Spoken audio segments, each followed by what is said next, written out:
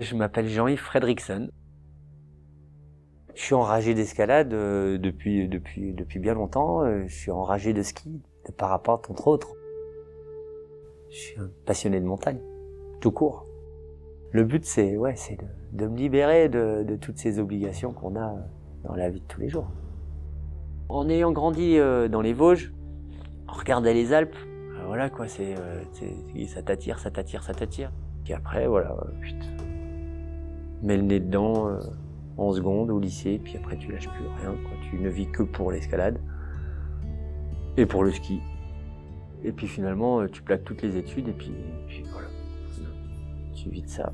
Mais c'est que des erreurs de parcours en fait. Moi j'ai l'impression d'être super privilégié quoi.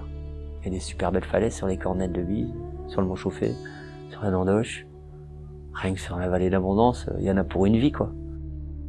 C'est tout simplement le paradis terrestre quoi.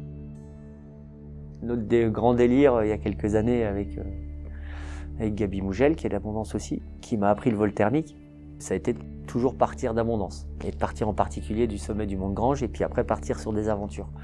Et comme ça, on est allé à la mer, on a relié les trois faces mythiques des Alpes, qui sont la face nord des Grandes Jorasses, celle du Cervin et celle de l'Eiger.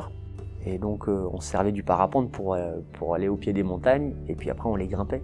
Et on faisait tout en autonomie, et c'est ça qui m'a fait le plus rêver dans le parapente, c'est d'utiliser l'outil parapente pour aller faire de l'escalade.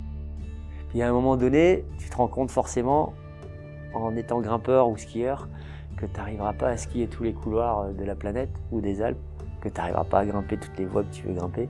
Et en fait, quand tu traverses les Alpes en parapente, ça prend vachement moins de temps, puis ça comble une certaine frustration, parce que du coup, tu n'as pas à aller grimper toutes les montagnes que tu as survolées, tu te dis, ah, justement, je les ai faites.